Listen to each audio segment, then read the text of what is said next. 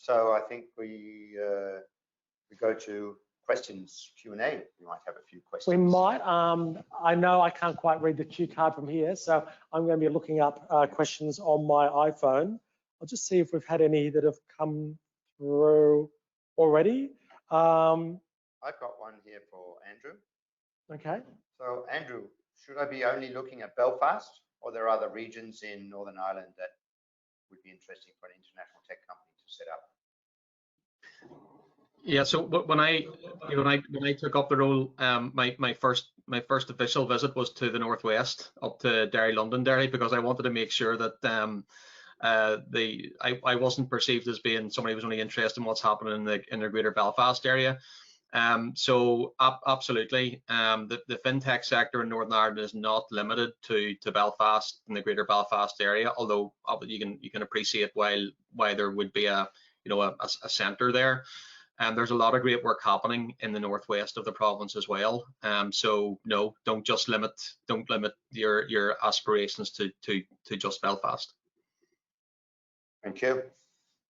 And Roger, were there any challenges in establishing, like here in Belfast, and we've been through a lot of it, but any challenges around COVID or anything? No, we were established before COVID, and for our particular business, this sort of touchless accounts payable space, COVID has actually been good for our inbound inquiries about our product. So the British government were pretty good in terms of COVID, and not probably as good as the Australian government in terms of the support, but Invest Northern Ireland were also very willing to listen and assist where they could. So I think we've navigated it okay. Yep, thank you. And I think we had a question here, but I think it's more or less been answered during the session, which was how easy is it to find top talent in Northern Ireland for fintechs? But I think we more or less have been covering that through Ravi, through Roger, through Andrew. So I think that one's covered. Yeah, these are questions that actually came in before. As people registered, they were allowed to. We've actually got a couple of fresh questions here as well. Oh, great. So maybe you can do that. Oh, I think I'll read them out because I think I have to answer some of these. We've got one from Rory Cassidy. He's noted that as we did our presentations, we had some logos of some of the big banks here, also Danske Bank. He makes the mention that fintechs and banks, there's a little bit of a split. Why we also including things like Danske Bank and Citibank? I think that's actually a very good question. And one reason is, yes, we have our fintech companies like First Derivatives, which have now expanded out here in Australia. But we also have a good, if you like, client base that you can actually test products with. In the case of Danske Bank headquarters was actually the location of the Catalyst. Correct me if I'm wrong here, Andrew. When you walked into the lobby of Danske Bank, was that where the Catalyst startup hub was? Yeah, so as you walk into the first floor just off Donegal Square, they've dedicated a space on their ground floor to that co-working area. Yeah, but I guess as we discussed before, the very close relationship we have between the sector, between the academic institutions, and also between the banks themselves and the fintech startups. Yeah, and we have one more, if there's time.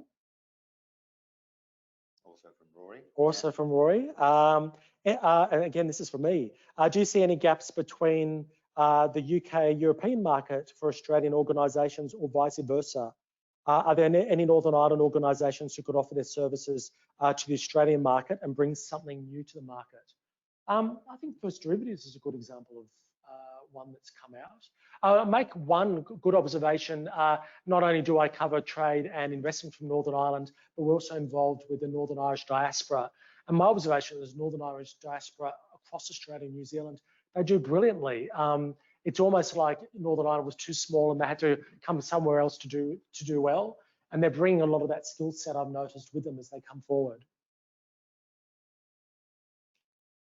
I think that's about it. I've just got one eye on the time here. How easy is it to raise capital in Northern Ireland?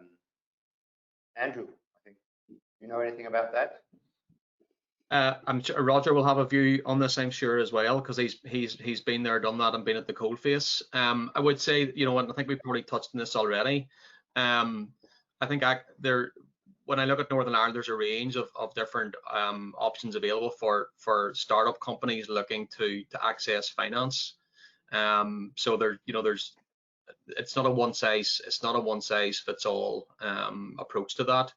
I think where we need to focus on is getting to that next stage, and access to finance for companies that are now looking for their the following rounds of finance. But from a startup perspective, no, from my view and what I hear, there's a broad range of different programs available, and the Technation one, while it's more focused on providing support for those startup and scale up companies, that those programs are available to the companies that are coming in and setting up in Northern Ireland. So Roger, you can probably speak more specifically to your experience on that. Yeah, Northern Ireland is separated by a body of water from the UK, but doesn't do any harm to you if you're looking to raise money. There's plenty of, firstly, angel and sort of seed investment money, but anybody regards Northern Ireland as being part of the UK if you're looking to raise sort of serious capital. I think on that Technation, we're the only one of the 31 companies in our cohort that has not taken on any funding. And I think that speaks to how easy it is then to get funding if that is indeed what you need to do. But yeah, Northern Ireland isn't a barrier. Thank you.